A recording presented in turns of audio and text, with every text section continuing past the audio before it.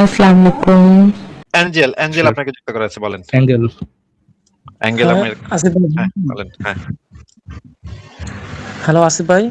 হ্যাঁ, বলেন। আসসালামু আলাইকুম ভাই, শোনা যাচ্ছে, বলুন। ওয়ালাইকুম আসসালাম। ভাই আমার কিছু প্রশ্ন ছিল। দ্রুত বলেন। বিসমিল্লাহ।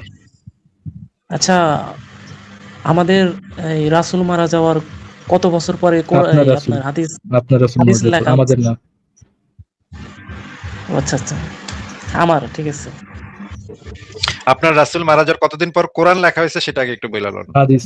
আচ্ছা, হাদিস না, হাদিসে তো আমরা পরে যাব। আগে তো কোরআনটা মানে মোহাম্মদ যখন বিষ খায় কুত্তার মতো মরছে, তার কতদিন পরে কোরআন নামক গ্রন্থটা একটা গ্রন্থ আকারে লিপিবদ্ধ হয়েছে, এটা আগে কয়ালন। এটা তো আপনাকে বলছি। না, আপনার উত্তর তো দিব পরে, হাদিসটার উত্তরটা আমি পরে দিব। আগে এটা একটু আমাদেরকে ক্লিয়ার করে লন যে কোরআনটা মোহাম্মদ যখন বিষ খায় কুত্তার মতো মরছে, তার মরার কতদিন পরে গ্রন্থ আকারে লিপিবদ্ধ হয়েছে সেটা আগে একটু বলেন। এটা হলো আপনার এই 4 খলিফা আছে, খলিফার ভিতর 3য় খলিফা এটা সংকলন করছে।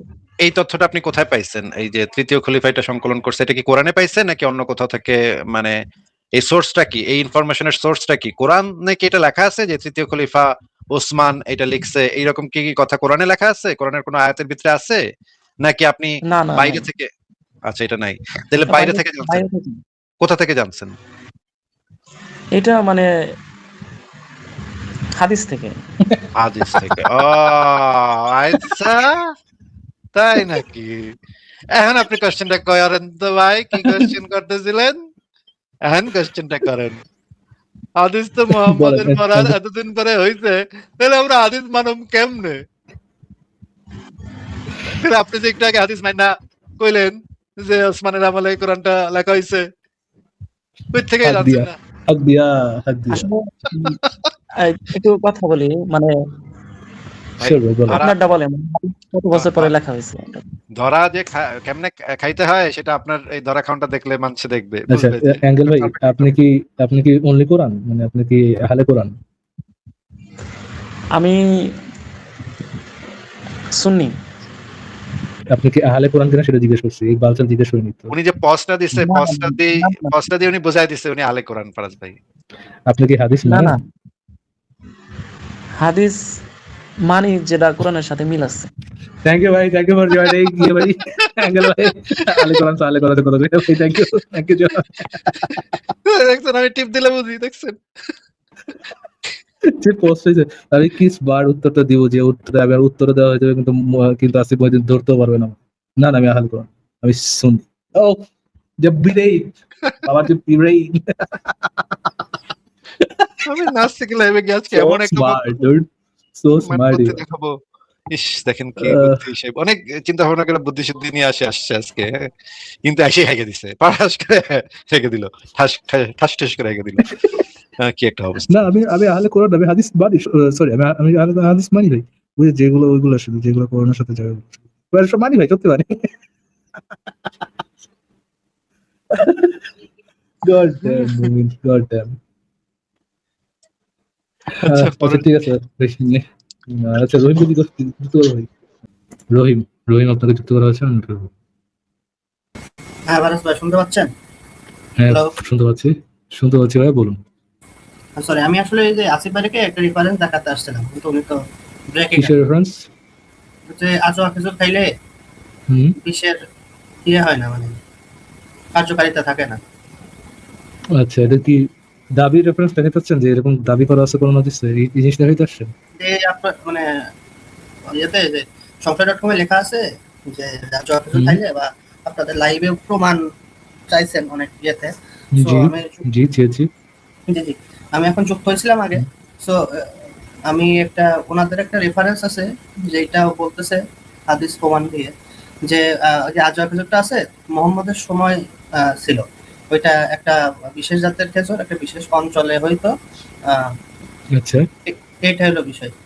আর আপনারা তো এখন নাই দুনিয়াতে, দুনিয়াতে মুমিনের রাখতে নাই, আল্লাহ নিয়ে গেছে আজও হুজুরটা। এখন মানে ওইটার এখন কোনো অস্তিত্ব নেই। আরে খুবই কষ্টের বিষয় ভাই। মোহাম্মদ যখন বলছিল যে এই আজওয়া খেজুরের কথা বলছিল, আজওয়া খেজুর তো আপনি মানে বাজারে গেলেও কিনতে পারেন না রহিম ভাই? পারি, কিন্তু ওইটা তো আলাদা, হুম, আর এটা আচ্ছা, আলাদা। ঠিক আছে, বুঝতে পারছি। মোহাম্মদ কি বলে গেছিল যে ওই পার্টিকুলার আজওয়া খেজুরের ভেরিয়েশনের মধ্যে ওই পার্টিকুলার একটা আজওয়া খেজুর, এটা কি হাদিসে বলা আছে? হ্যাঁ, বলা আছে। একটু দেখান তাহলে। স্ক্রিনটা কি শেয়ার করবো? হ্যাঁ, শিওর, শেয়ার করেন।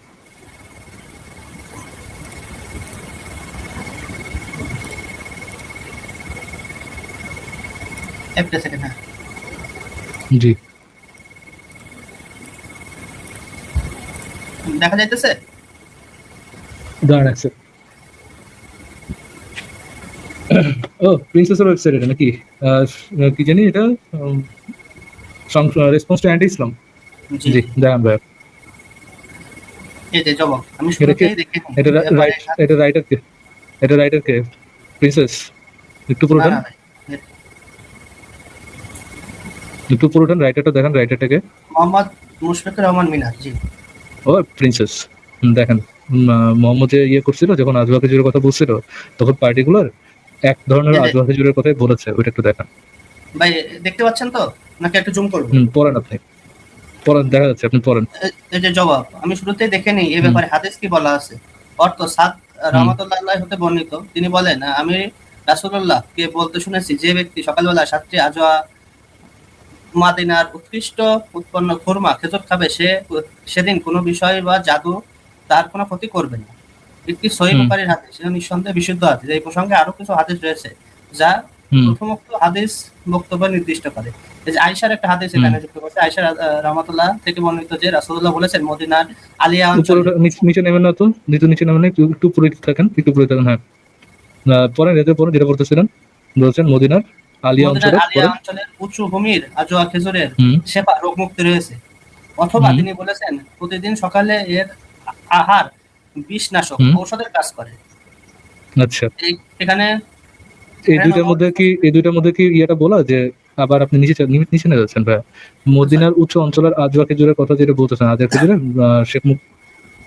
স্ক্রিনটা নড়ায় না ভাই, স্ক্রিনটা একটু রাখেন, জায়গা মতো রাখেন, নড়াচড়া করেন না। আপনি যে এখানে দেখাচ্ছেন যে মদিনার উঁচু অঞ্চলের আজওয়া খেজুরের শেফা বা রোগ মুক্তি আছে, এইটা মোহাম্মদ যখন উপরে যে রেফারেন্সটা, সেটার মধ্যে কি এটা বলা যে ব্যক্তি সকালবেলায় আজওয়া মদিনা উৎপন্ন, সরি, এটা তো ব্র্যাকেটে দেওয়া না, সকালবেলা 7টি আজওয়া মদিনার উৎকৃষ্ট, ব্র্যাকেটের শেষ আছে, শুরু কোথায়? এটা তো আমি জানি না ভাই, আমি কিভাবে জানি? 7টি আজওয়া মদিনা উৎপন্ন উৎকৃষ্ট পূর্ণ খেজুর খাবে। আপনার এইটার লিঙ্কটা দেন তো ভাই, আমি লিঙ্কটা একটু ওপেন করি, লিঙ্কটা দেন। তাহলে স্ক্রিনটা অফ করে দেবো? হ্যাঁ, দেন, স্ক্রিন অফ করেন, লিঙ্কটা দেন। প্রাইভেট চ্যাটে দিলাম। হ্যাঁ, দেন, প্রাইভেট চ্যাটে দেন। একটা সেকেন্ড।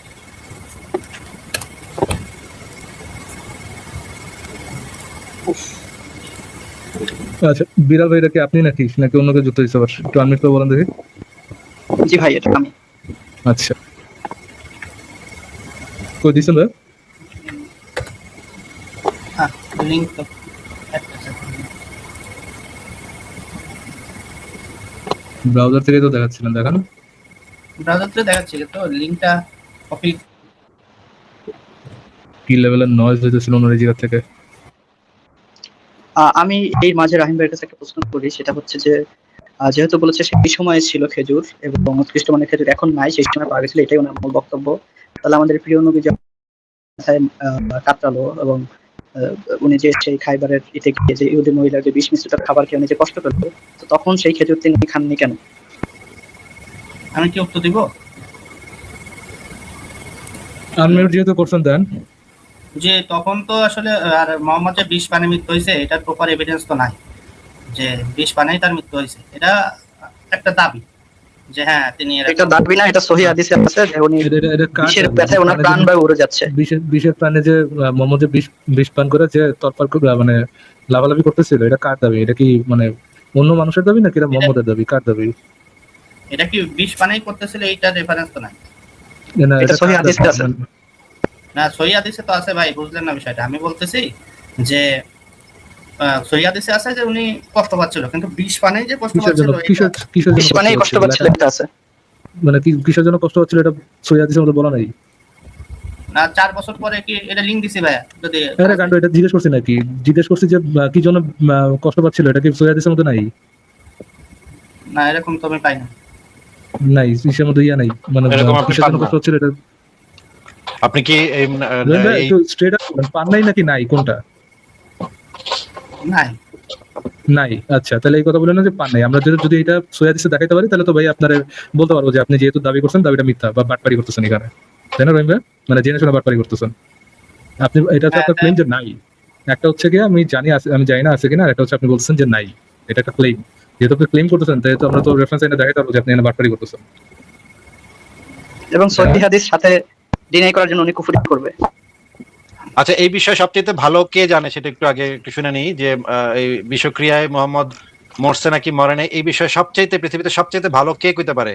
এটা কি অন্য কুদ্দুসে কইতে পারে নাকি মোহাম্মদের নিজে কইলে নিজের কথা যেটা সেটা সবচেয়ে গ্রহণযোগ্য হবে? কার কথা গ্রহণযোগ্য হবে? অবভিয়াসলি মোহাম্মদের কথা। মোহাম্মদের কথা গ্রহণযোগ্য হবে। ঠিক আছে, আমরা একটু স্ক্রিনে দেখি তো, তারপর আপনি একটু পরে কানে ধরে উঠবস করেন। এই যে মিসা কথাটা বলার কারণে কানে ধরে উঠবস করেন একটু পরে।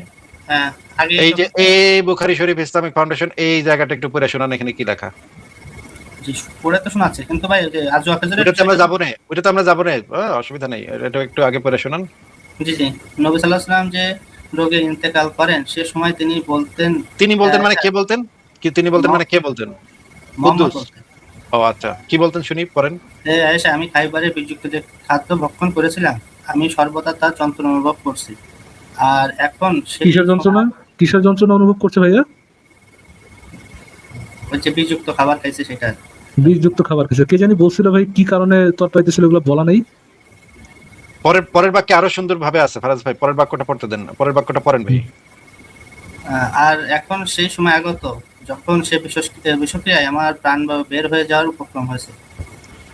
ওয়াও, কিন্তু কোনো প্রমাণ নাস্তিকরা দিতে পারবো না যে না নাস্তিকরা দিতে পারবো না, এটা তো বলে নাই ভাই। উনি অ্যাক্টিভলি ক্লেম করছে এরকম কোনো কারণ বলাই নাই কোন সহি হাদিসের মধ্যে। আচ্ছা, আমরা সরাসরি বুখারী শরীফ বই থেকে দেখি, এখানে কি লেখা আছে ভাই একটু পড়েন তো জোরে জোরে।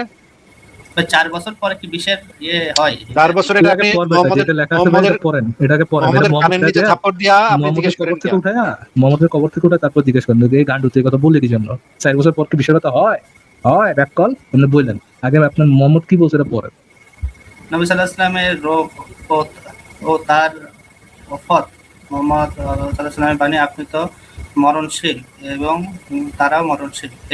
এরপর কিয়ামত দিবসে তোমরা পরস্পর তোমাদের প্রতিপালকের সম্মুখে বাকবিতণ্ডা করবে। ইউনূস রাহমাতুল্লাহ আলাইহি উপরে উৎকৃষ্ট বলেন আয়েশা রাদিয়াল্লাহু বলেছেন নবী সাল্লাল্লাহু আলাইহি ওয়াসাল্লাম যে রোগে ইন্তেকাল করেন সে সময় তিনি বলতেন, হে আয়েশা আমি খাইবারের বিযুক্ত যে খাদ্য ভক্ষণ করেছিলাম আমি সর্বদা তার যন্ত্রণা অনুভব করছি, আর এখন সেই সময় আগত যখন সে বিষক্রিয়ায় আমার প্রাণবায়ু বের হয়ে যাচ্ছে, যাওয়ার উপক্রম হয়েছে। আচ্ছা, এখানে মোহাম্মদ কি কইছে তাহলে? খাইবারের বিষ খাওয়ার কারণে মিছা কথা কইছে একটা, যে আসলে তো 4 বছর পর কেমনে হয় আমাকে আপনি বলেন ভাই, আপনাদের দুজনের মধ্যে মিথ্যা কথা কে বলতেছে? আপনি বলতেছেন আপনার নবী বলতেছে, কে বলতেছে? আমি বলতেছি। আপনি বলতেছেন, তাহলে কেন বলেন মিথ্যা কথা ভাই?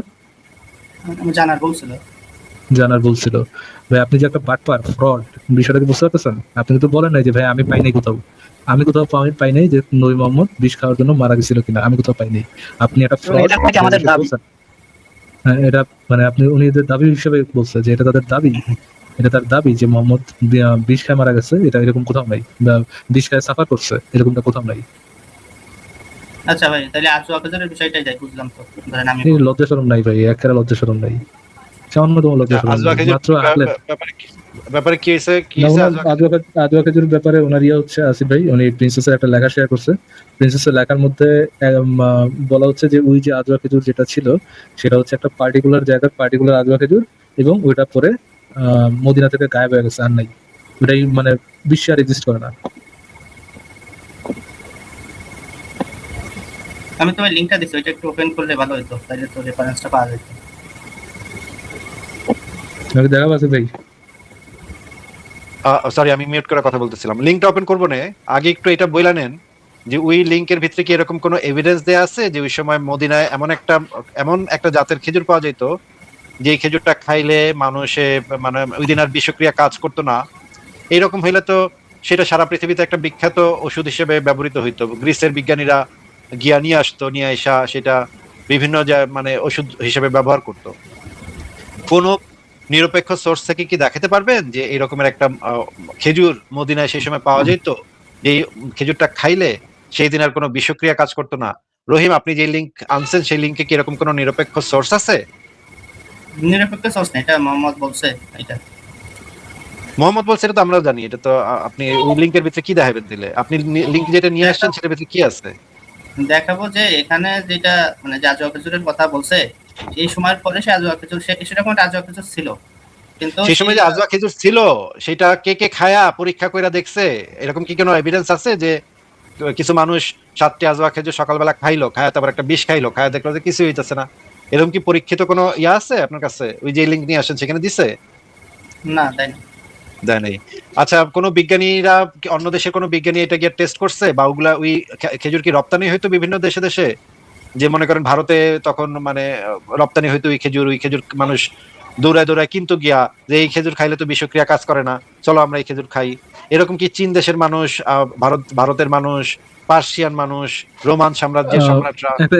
একটা জিনিস ইয়ে করেন আসিফ ভাই, ধরেন আজওয়া খেজুর নামে কোন একটা খেজুর আছে যেটা রহিম ভাই একটু মিউট করেন তো নিজের ভাই, আপনার এখান থেকে গ্রাম গুলো আসছে নাকি এখান থেকে পোকাম করে নয় আসতেছে।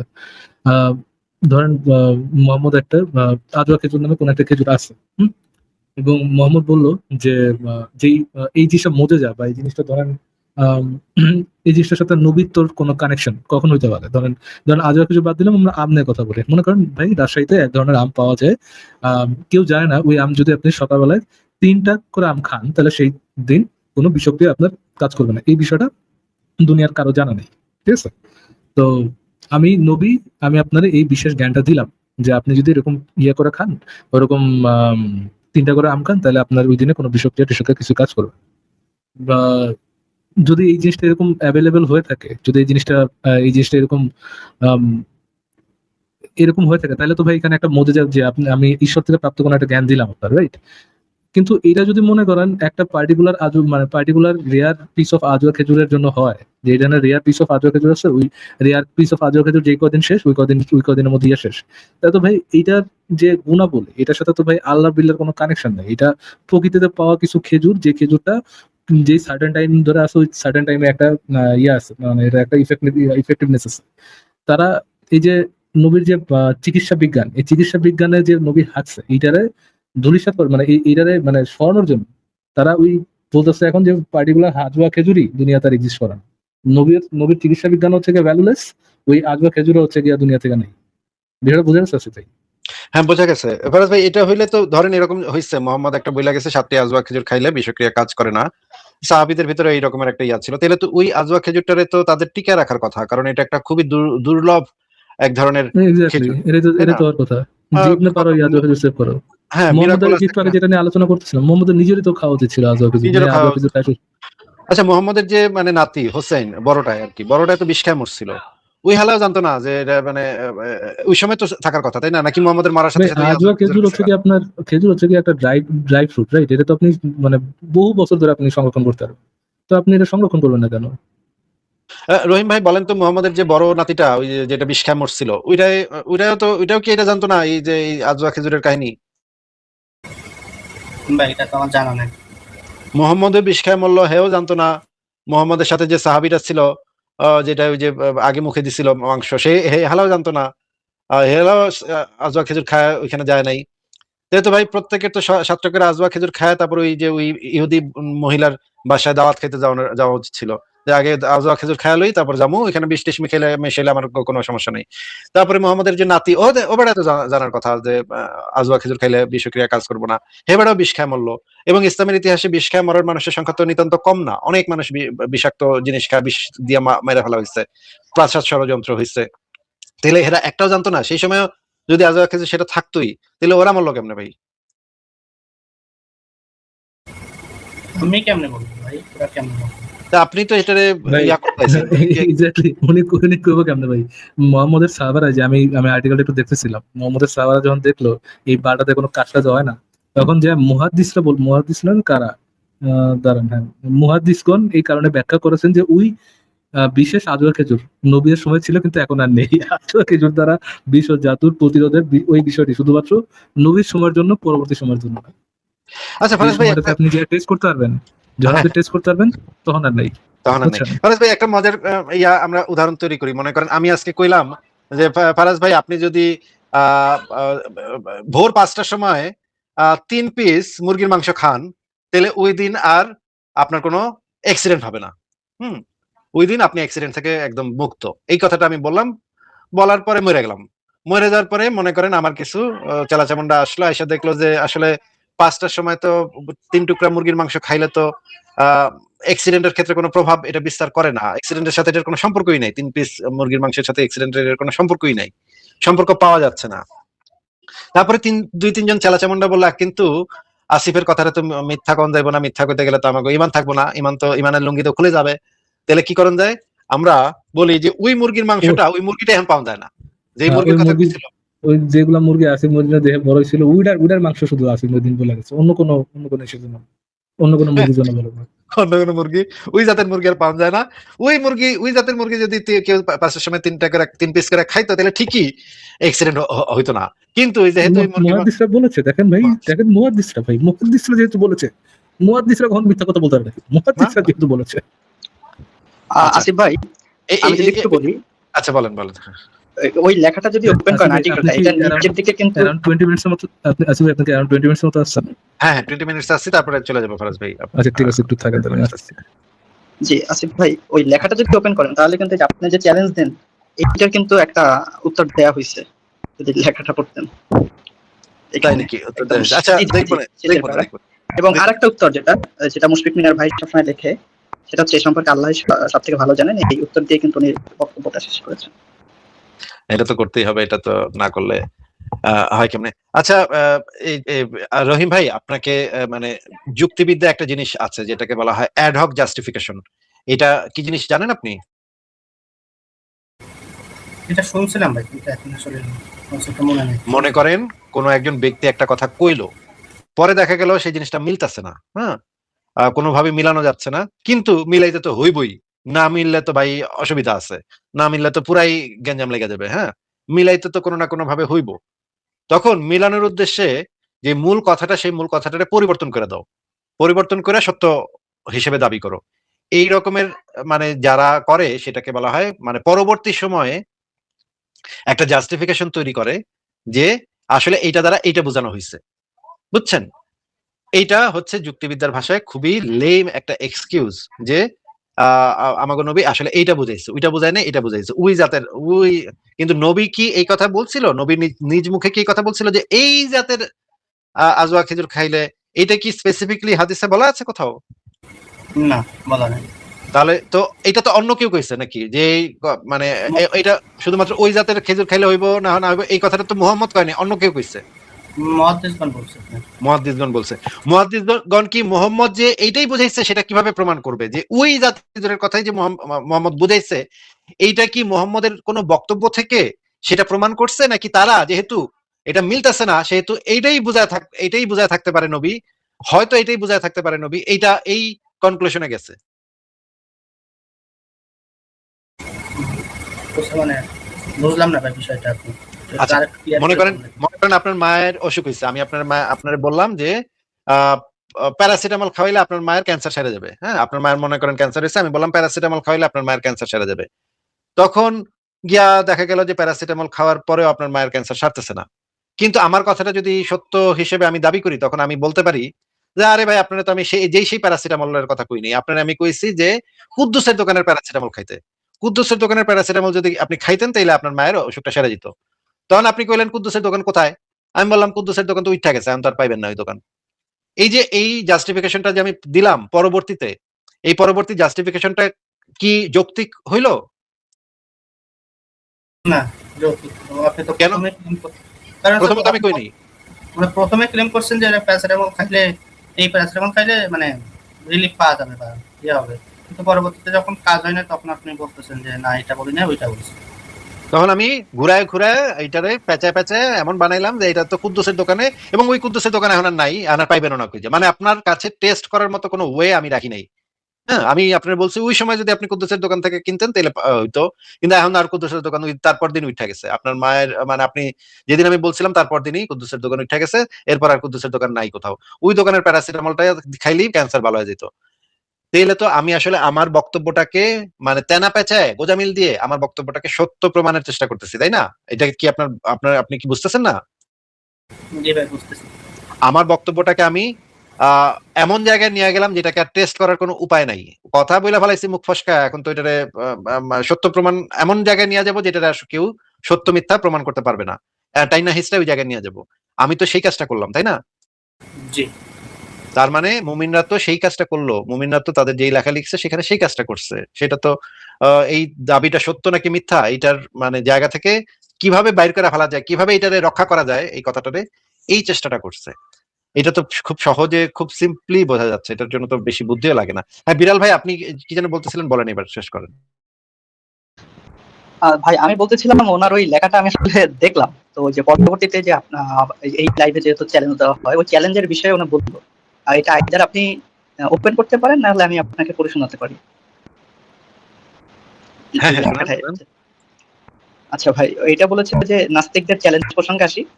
ইসলামী ইচ্ছাকৃত বিষ বা এমন কোন উপাদান গ্রহণ করা সম্পূর্ণ নিষিদ্ধ যা কারো জীবনে নিরাপত্তা ও স্বাস্থ্যের জন্য ক্ষতিকর পরিণতি ডেকে আরে আনে। না না না, এটা ক্ষতিকর পরিণতি ডেকে আনবে কে কইছে? এটা পাগল নাকি? এটা তো ভাই, নবী এটাই তো কইছে। কন্ট্রাডিকশন। আমি যদি নবী খেজুর কইছে আগে খেয়ে এটার নিই, কোনো ক্ষতি নাই। নবী কইছে এটার কোনো ক্ষতি নাই। জি আমি যদি খেজুর মুমিন আগে তো খেয়ে নিই তাহলে তোমার ক্ষতি হবে না। মুমিন তো শতভাগ নিশ্চিত এটাতে কোনো ক্ষতি নেই। তাহলে আবার এখানে ক্ষতি হওয়ার প্রসঙ্গ আসতেছে কেন? আশ্চর্য।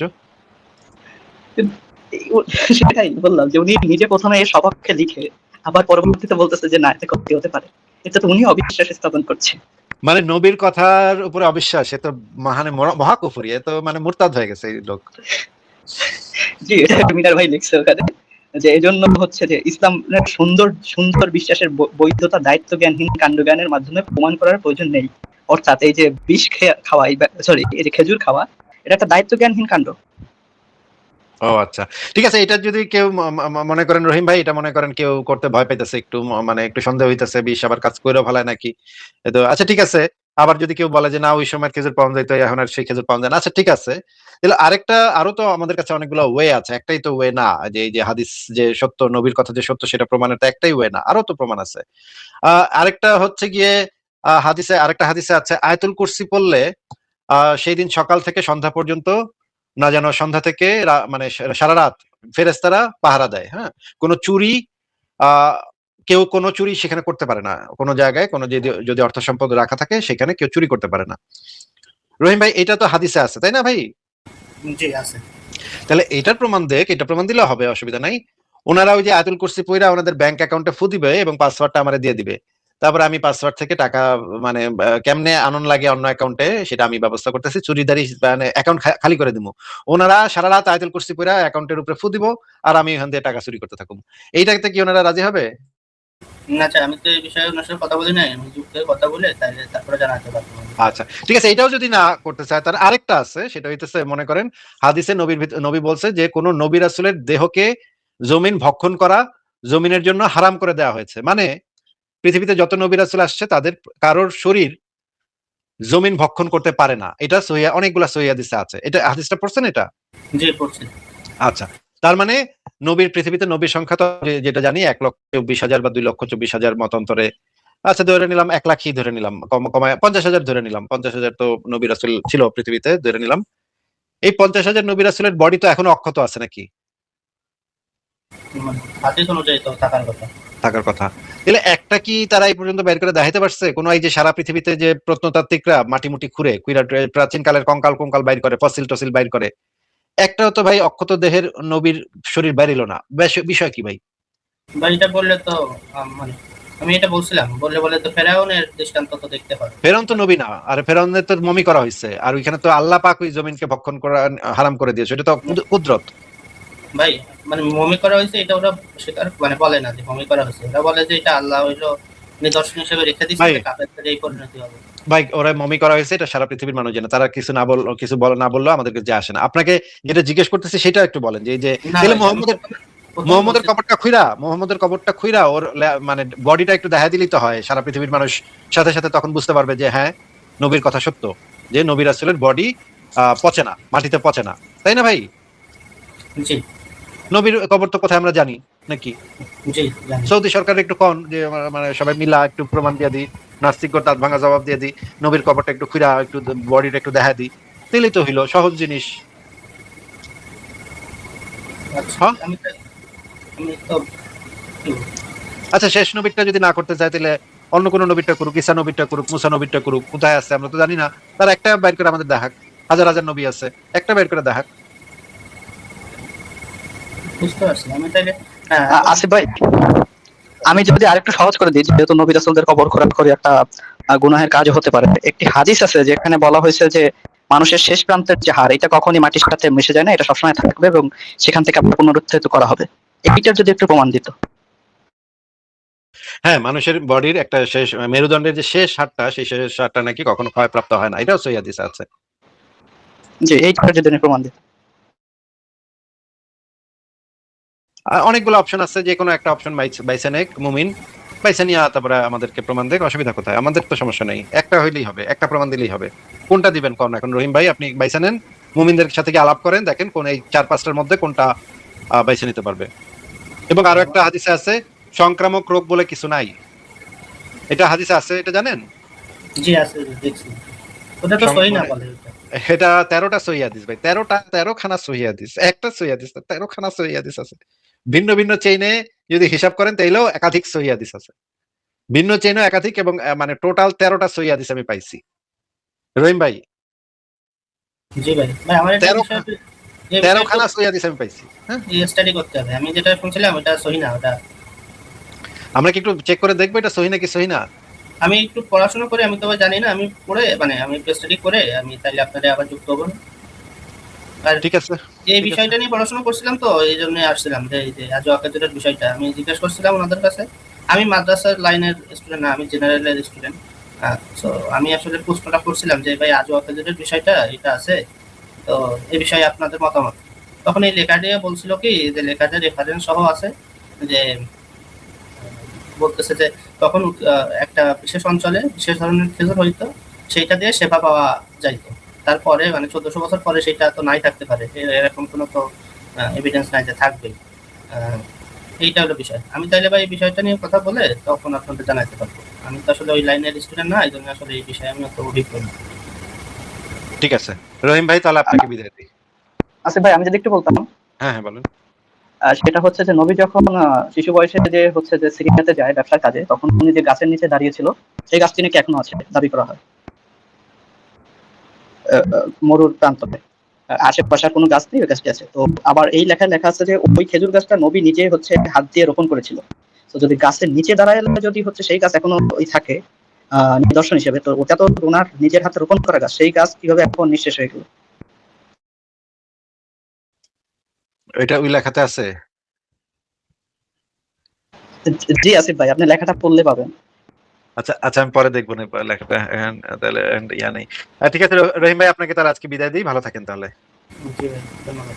এবং আসিফ ভাই, আপনি যে আমাকে বলেন যে ভিডিও ক্লিপ করতে, আসিফ ভাই ভিডিও যদি ক্লিপ করে দেয় পুরো ভিডিওটা ধরিয়ে দিতে হয়, কারণ প্রতিটা প্রশ্নের মানে এত হাস্যকর উত্তর দেয়, মানে দেখা যায় যে 5 ঘন্টার ভিডিওতে 4.5 ঘন্টায় কাটা লাগতেছে, এরকম একটা অবস্থা।